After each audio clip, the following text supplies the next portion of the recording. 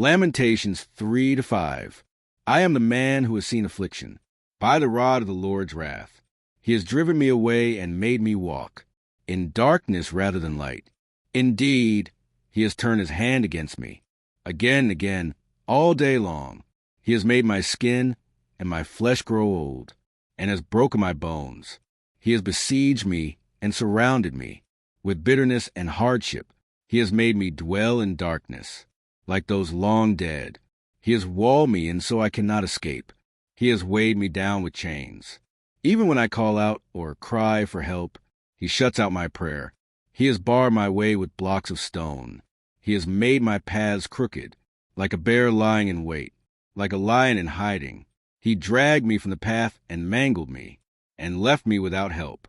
He drew his bow, and made me the target for his arrows.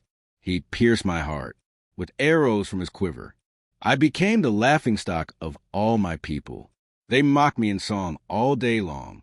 He has filled me with bitter herbs, and given me gall to drink. He has broken my teeth with gravel. He has trampled me in the dust. I have been deprived of peace.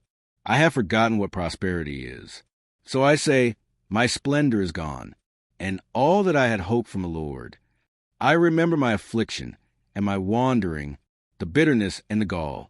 I well remember them, and my soul is downcast within me. Yet this I call to mind, and therefore I have hope. Because of the Lord's great love we are not consumed, for his compassions never fail. They are new every morning. Great is your faithfulness. I say to myself, the Lord is my portion, therefore I will wait for him.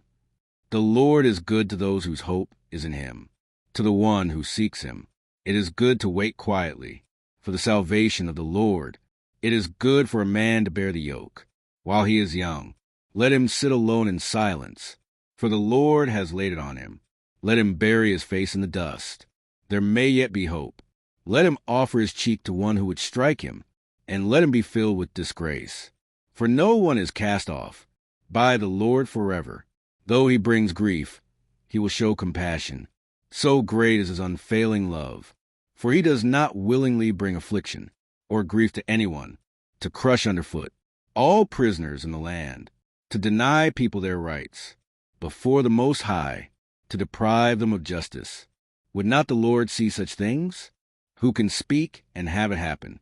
If the Lord has not decreed it, is it not from the mouth of the Most High that both calamities and good things come? Why should the living complain when punished for their sins? Let us examine our ways and test them, and let us return to the Lord. Let us lift up our hearts and our hands to God in heaven and say, we have sinned and rebelled, and you have not forgiven. You have covered yourself with anger and pursued us. You have slain without pity. You have covered yourself with a cloud, so that no prayer can get through. You have made us scum and refuse. Among the nations, all our enemies have opened their mouths wide against us. We have suffered terror and pitfalls, ruin and destruction. Streams of tears flow from my eyes, because my people are destroyed. My eyes will flow unceasingly, without relief, until the Lord looks down from heaven and sees. What I see brings grief to my soul, because of all the women of my city. Those who were my enemies without cause hunted me like a bird. They tried to end my life in a pit, and threw stones at me. The waters closed over my head, and I thought I was about to perish. I called on your name, Lord, from the depths of the pit. You heard my plea. Do not close your ears to my cry for relief. You came near when I called you, and you said, do not fear. You, Lord, took up my case. You redeemed my life. Lord, you have seen the wrong done to me. Uphold my cause. You have seen the depth of their vengeance, all their plots against me. Lord, you have heard their insults, all their plots against me, what my enemies whisper and mutter against me all day long. Look at them, sitting or standing. They mock me in their songs. Pay them back what they deserve, Lord, for what their hands have done. Put a veil over their hearts, and may your curse be on them. Pursue them in anger and destroy them. From under the heavens of the Lord, how the gold has lost its luster. The fine gold become dull. The sacred gems are scattered at every street corner. How the precious children of Zion, once worth their weight in gold, are now considered as pots of clay, the work of a potter's hands. Even jackals offer their breasts to nurse their young. But my people have become heartless, like ostriches in the desert, because of thirsty infant's tongue sticks to the roof of its mouth. The children beg for bread, but no one gives it to them. Those who once ate delicacies are destitute in the streets. Those brought up in royal purple now lie on ash heaps. The punishment of my people is greater than that of Sodom, which was overthrown in a moment, without a hand turned to help her. Their princes were brighter than snow, and whiter than milk, their bodies more ruddy than rubies, their appearance like lapis lazuli. But now they are blacker than soot. They are not recognized in the streets. Their skin has shriveled on their bones. It has become as dry as a stick. Those killed by the sword are better off than those who die of famine. Racked with hunger, they waste away for lack of food from a field. With their own hands, compassionate women have cooked their own children, who became their food. When my people were destroyed, the Lord has given full vent to his wrath. He has poured out his fierce anger. He kindled a fire in Zion that consumed her foundations. The kings of the earth did not believe, nor did any of the peoples of the world, that enemies and foes could enter the gates of Jerusalem. But it happened because of the sins of her prophets and the iniquities of her priests, who shed within her the blood of the righteous. Now they grope through the streets as if they were blind. They are so defiled with blood that no one dares to touch their garments. Go away, you are unclean.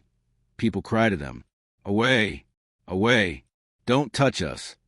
When they flee and wander about, people among the nations say, they can stay here no longer. The Lord himself has scattered them. He no longer watches over them. The priests are shown no honor, the elders no favor. Moreover, our eyes failed, looking in vain for help. From our towers we watched for a nation that could not save us. People stalked us at every step, so we could not walk in our streets. Our end was near, our days were numbered, for our end had come. Our pursuers were swifter than eagles in the sky. They chased us over the mountains and lay in wait for us in the desert. The Lord's anointed, our very life breath, was caught in their traps. We thought that under his shadow we would live among the nations. Rejoice and be glad, daughter Edom, you who live in the land of Uz. But to you also the cup will be passed. You will be drunk and stripped naked. Your punishment will end, daughter Zion. He will not prolong your exile, but he will punish your sin, daughter Edom, and expose your wickedness. Remember, Lord, what has happened to us. Look and see our disgrace. Our inheritance has been turned over to strangers, our homes to foreigners. We have become fatherless. Our mothers are widows. We must buy the water we drink. Our wood can be had only at a price. Those who pursue us are at our heels. We are weary and find no rest. We submitted to Egypt and Assyria to get enough bread. Our ancestors sinned and are no more, and we bear their punishment. Slaves rule over us, and there is no one to free us from their hands. We get our bread at the risk of our lives, because of the sword in the desert. Our skin is hot as an oven, feverish from hunger. Women have been violated in Zion, and virgins in the towns of Judah. Princes have been hung up by their hands. Elders are shown no respect. Young men toil at the millstones. Boys stagger under loads of wood. The elders are gone from the city gate. The young men have stopped their music. Joy is gone from our hearts. Our dancing has turned to mourning. The crown has fallen from our head. Woe to us, for we have sinned. Because of this our hearts are faint. Because of these things our eyes grow dim. For Mount Zion, which lies desolate, with jackals prowling over it, you, Lord, reign forever. Your throne endures from generation to generation. Why do you always forget us? Why do you forsake us so long? Restore us to yourself, Lord, that we may return. Renew our days as of old, unless you have utterly rejected us and are angry with us beyond measure.